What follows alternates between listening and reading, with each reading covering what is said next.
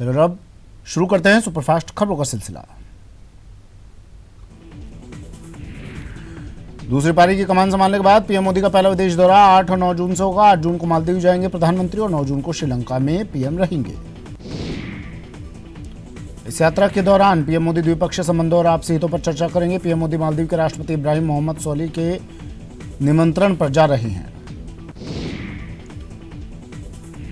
विदेश मंत्रालय के अनुसार प्रधानमंत्री मोदी 9 जून को श्रीलंका की यात्रा पर भी जाएंगे। पीएम मोदी राष्ट्रपति मैत्रीपाला सिरिसेना के निमंत्रण पर श्रीलंका जा रहे हैं। गठबंधन के सही नतीजे नहीं मिलने के बाद मायावती ने दिल्ली में समीक्षा बैठक की। इस बैठक के बाद मायावती ने कहा कि यादव वोट ट्रांसफर नहीं होने से हार मिली। हार प्रबंधन के बाद अखिलेश यादव ने आजमगढ़ में धन्यवाद भाषण दिया। इस दौरान उन्होंने हार का ठीकरा मीडिया पर फोड़ा है। उन्होंने कहा कि अखिलेश यादव ने कहा कि टीवी के जरिए दिमाग से खेल खेला गया है, इसलिए रफ्तार की फरारी से समाजवादी साइकिल हार गई। यूपी में एसपी बीएसपी गठबंधन पर संकट के बादल मंडराने लगे हैं, जिसे लेकर यूपी सरकार के मंत्री श्रीकांत शर्मा ने अखिलेश यादव को खास तौर पर निशाना साधा। श्रीकांत ने कहा कि अब अखिलेश को तय करना है कि वो क्या चाहते हैं। राम मंदिर निर्माण पर आ रही रुकावटों पर अयोध्या में साधु संतों ने चर्चा की। इस मौके पर उन्होंने कहा कि मंदिर का रास्ता सरकार जल्द साफ करेगी, अब लंबा इंतजार नहीं होगा। इस बैठक में तय हुआ कि साधु संत जल्द ही पीएम मोदी से मुलाकात करेंगे। इस मुलाकात से पहले सीएम योगी 7 जून को रामनगरी जाएंगे। नितिन गडकरी आज सड़क परिवहन मंत्री का कार्यभार संभालेंगे। गडकरी नागपुर से बीजेपी सांसद हैं। यूपी के कानपुर में 4 दिवसीय प्रवास के दौरान संघ प्रमुख मोहन भागवत संघ की शाखा और बौद्धिक सम्मेलन में सम्मिलित हुए, जिसमें राम मंदिर समेत कई मुद्दों पर चर्चा हुई।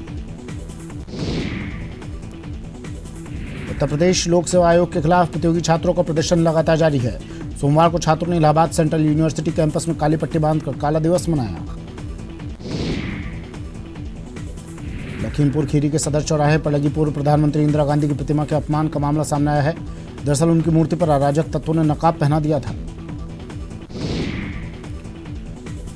उत्तराखंड के मुख्यमंत्री त्रिवेंद्र सिंह रावत ने दिल्ली में प्रधानमंत्री नरेंद्र मोदी से मुलाकात की। प्रधानमंत्री के साथ उनकी मुलाकात करीब आधा घंटा चली। इस दौरान उत्तराखंड में चल रही केंद्र की योजनाओं पर बातचीत हुई। मध्य प्रदेश में बिजली पानी की किल्लत को लेकर सरकार बैकफुट पर है, इसे लेकर बैठकों का दौर जारी है। इसी कड़ी में आज 11 बजे सीएम कमलनाथ अधिकारियों के साथ बैठक करने वाले हैं। कमलनाथ सरकार ने प्रदेश के सरकारी कर्मचारियों को तोहफा दिया है। सरकार ने कर्मचारियों को डीए 3% बढ़ा दिया है, वहीं ओबीसी को 27% आरक्षण को भी मंजूरी दी है। ग्वालियर में पूर्व सीएम शिवराज सिंह चौहान को हाईकोर्ट से बड़ा झटका लगा है। हाईकोर्ट ने धारा 15A को खत्म कर दिया है। 15A के तहत अवैध कॉलोनियों को वैध किया गया था। दिल्ली हाईकोर्ट ने भारत फिल्म के रिलीज पर स्टे लगाने के लिए दायर जनहित याचिका को खारिज कर दिया है। याचिका में कहा गया था कि फिल्म का टाइटल, प्रतीक और नाम एक्ट का उल्लंघन करता है और इसके तहत भारत शब्द का उपयोग व्यावसायिक उपयोग के लिए नहीं किया जा सकता है। राष्ट्रीय राजधानी दिल्ली सहित देश के कई राज्यों में भीषण गर्मी और लू का प्रकोप जारी है। कई इलाकों में तापमान 50 डिग्री को छू रहा है। कश्मीर में 2 दशक बाद एक महिला hockey player national level hockey championship में भाग लेगी। ये कामयाबी 22 वर्षीय इनायत मंजूर ने हासिल की है। झारखंड सीएम रघुवर दास आज प्रदेश के मुस्लिम भाइयों को ईद का तोहफा देंगे। रांची के कटरू में बने भव्य हज हाउस का सीएम आज उद्घाटन करेंगे। 50 करोड़ से ज्यादा की लागत से भव्य हज हाउस का निर्माण किया गया है। रमजान के महीने में दिशोम गुरु शिबू सोरेन के आवास पर रांची में दावत इफ्तार का आयोजन किया गया, जिसमें कांग्रेस, आरजेडी और दूसरे विपक्षी दलों के नेता भी शामिल हुए। रक्षा मंत्री राजनाथ सिंह सियाचिन गए, जहां उन्होंने सियाचिन में जवानों से मुलाकात की। इतना ही नहीं, राजनाथ ने यहां शहीदों को श्रद्धांजलि भी दी। एनडीए 2 में राष्ट्रीय सुरक्षा सलाहकार अजीत डोभाल का कद बढ़ा गया है। डोभाल को अब कैबिनेट मंत्री का पद मिल गया है और अब अजीत डोभाल अगले 5 साल तक राष्ट्रीय सुरक्षा सलाहकार बने रहेंगे। कोलकाता में पश्चिम बंगाल के मुख्यमंत्री और टीएमसी प्रमुख ममता बनर्जी ने पार्टी विधायकों, सांसदों और मंत्रियों के साथ बैठक की, जिसके बाद उन्होंने बीजेपी पर हमला बोला और कहा कि पश्चिम बंगाल के बारे में बीजेपी फेक न्यूज फैलाने की कोशिश कर रही है। टीएमसी घर घर तक जाकर अभियान चलाएगी। ममता बनर्जी ने कहा कि टीएमसी लोकतंत्र को बचाएगी। ममता के मुताबिक उन्हें ईवीएम नहीं चाहिए, बैलेट पेपर वापस आना चाहिए। कोलकाता में नगर निगम ने इफ्तार का आयोजन किया, जिसमें पश्चिम बंगाल की मुख्यमंत्री ममता बनर्जी शामिल हुई। जीतन राम मांझी और एलजेपी ने भी इफ्तार का आयोजन किया, जहां कई लोग पहुंचे हैं। मांझी के दावत इफ्तार में राबड़ी देवी और नित्यानंद राय के साथ कई आरजेडी और सहयोगी दलों के नेता पहुंचे। वहीं रामविलास पासवान के आयोजन में सहयोगी दलों के कई नेताओं के साथ ही जेडीयू अध्यक्ष और बिहार सीएम नीतीश कुमार भी पहुंचे। जम्मू कश्मीर के कठुआ रेप और मर्डर केस का ट्रायल पूरा हो गया है। केस में फैसला 10 जून को सुबह 10 बजे सुनाया जाएगा। वर्ल्ड साइकिलिंग डे के मौके पर हरियाणा के सीएम मनोहर लाल खट्टर सचिवालय साइकिल से पहुंचे। मनी लॉन्ड्रिंग केस में रॉबर्ट वाड्रा को सुप्रीम कोर्ट से राहत मिली है। रॉबर्ट वाड्रा इलाज के लिए सिर्फ नीदरलैंड और अमेरिका जा सकेंगे। लंदन जाने की इजाजत तो सुप्रीम कोर्ट ने नहीं दी है। कोर्ट ने रॉबर्ट वाड्रा से 25 लाख की गारंटी देने की बात भी कही। दिल्ली के मुख्यमंत्री अरविंद केजरीवाल ने दिल्ली मेट्रो और बसों में महिलाओं के सफर को पूरी तरह से मुक्त करने का ऐलान किया। उन्होंने आने वाले 2-3 महीने में इसे लागू करने की बात कही। लोकसभा चुनाव में शानदार प्रदर्शन करने के बाद चेन्नई में डीएमके की बैठक हुई, जिसमें एमपी एमएलए समेत पार्टी के कई वरिष्ठ कार्यकर्ता शामिल हुए। कई मसलों पर मीटिंग में चर्चा हुई। बिहार के चर्चित मुजफ्फरपुर शेल्टर कांड के आरोपी ब्रजेश ठाकुर को सुप्रीम कोर्ट से बड़ा झटका लगा है। सुप्रीम कोर्ट ने साफ कहा है कि आरोपियों के पक्ष को सुप्रीम कोर्ट नहीं सुनेगा, साथ ही जांच के दायरे को भी बढ़ाने के आदेश दिए। हिमाचल प्रदेश की राजधानी शिमला में समर फेस्टिवल का आगाज हो गया है। 6 जून तक चलने वाले फेस्टिवल में लोगों को कई कार्यक्रम देखने को मिलेंगे।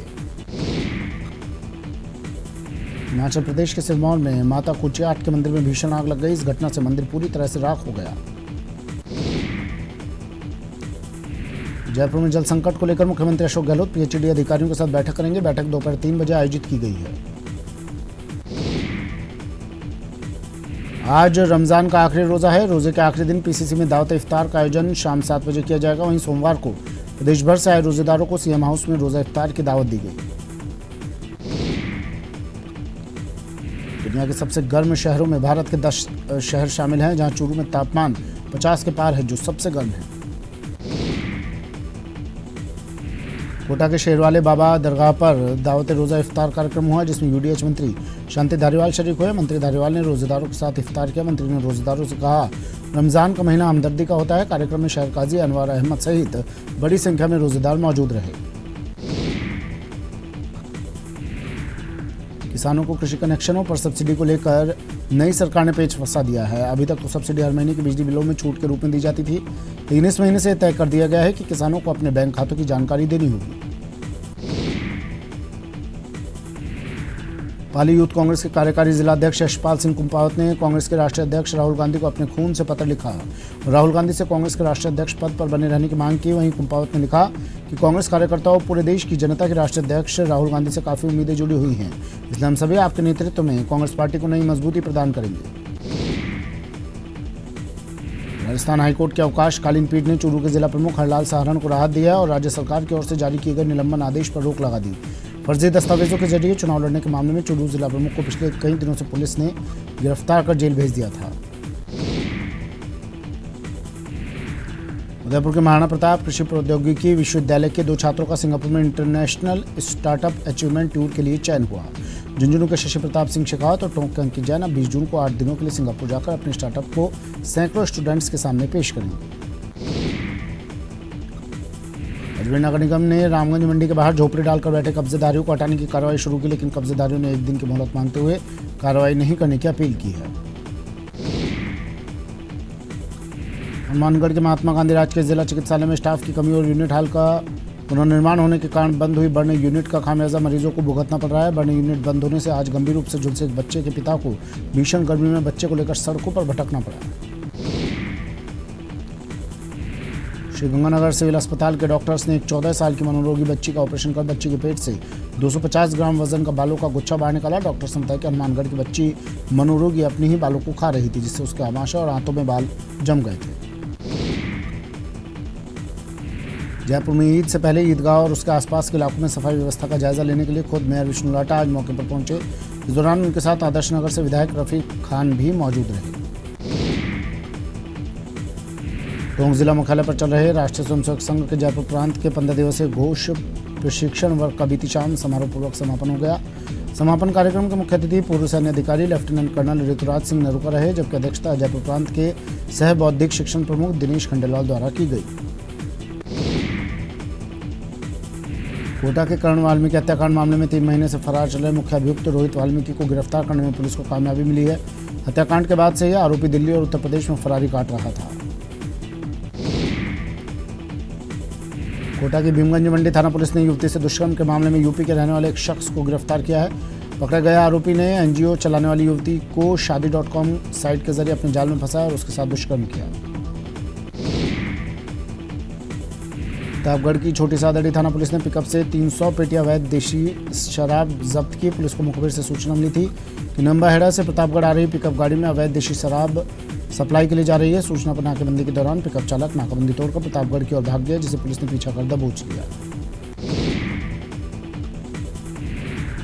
चूरू के गांव बिराना में दलित दूल्हे को घोड़ी से उतारकर मारपीट करने का मामला सामने आया है। परिजनों ने पुलिस पर भी मिलीभगत का आरोप लगाया।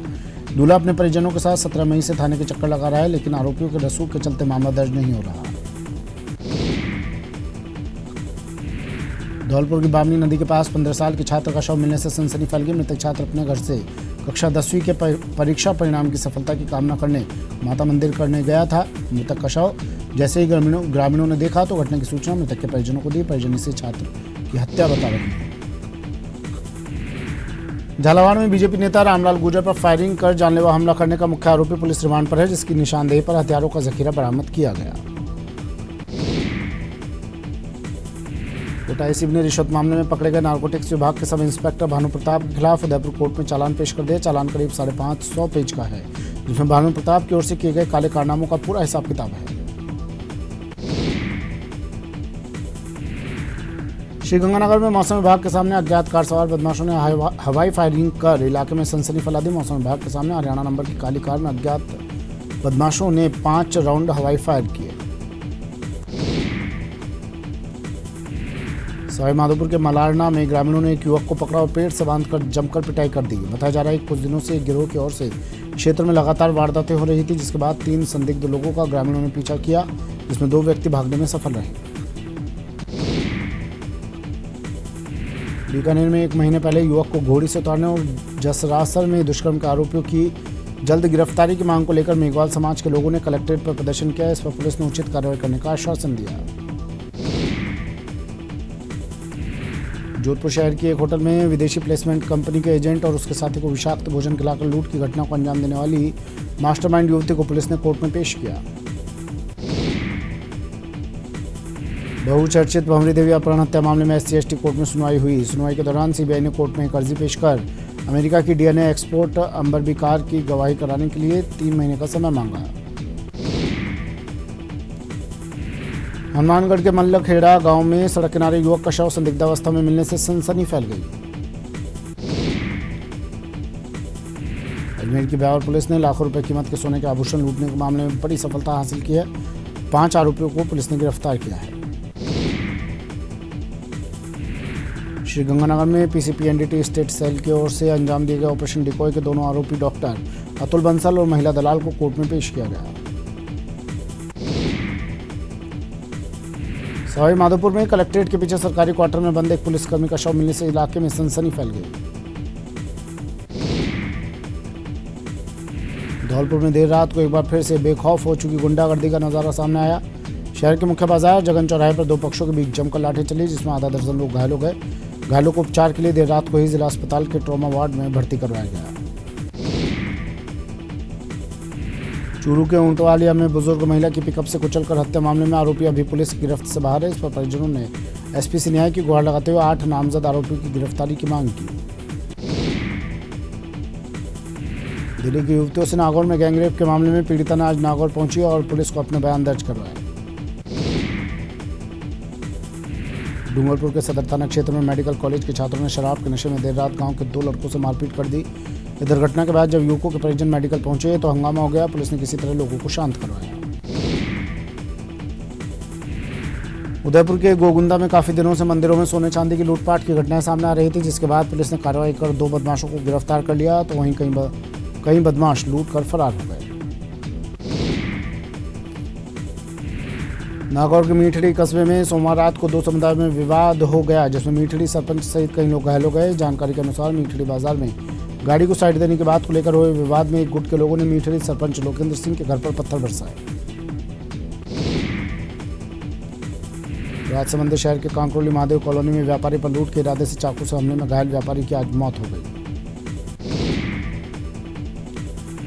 धौलपुर में एडीजे कोर्ट ने कुख्यात डकैत को पुलिस पर जानलेवा हमला और फायरिंग करने के मामले में आरोपी माना है और 10 साल के कारावास के साथ 5,000 अर्थदंड की सजा सुनाई। जयपुर के वैशाली नगर इलाके में संदिग्ध स्कॉर्पियो सवार बदमाशों ने डीसीपी ट्रैफिक की गाड़ी को टक्कर मार दी। मामले को संदिग्ध देखते हुए कार को रोकने की कोशिश की गई तो कार सवार बदमाशों ने गाड़ी नहीं रोकी। वहीं जब बदमाशों का पीछा किया गया तो पुलिस ने उन पर फायरिंग भी की। अलवर की एनईबी थाना पुलिस ने एटीएम कार्ड बदलकर और एटीएम से छेड़खानी कर ठगी करने वाले अंतर्राज्यीय गैंग का भंडाफोड़ किया और 4 बदमाशों को गिरफ्तार किया है। साथ ही बदमाशों से 105 विभिन्न बैंकों के एटीएम कार्ड बरामद किए हैं।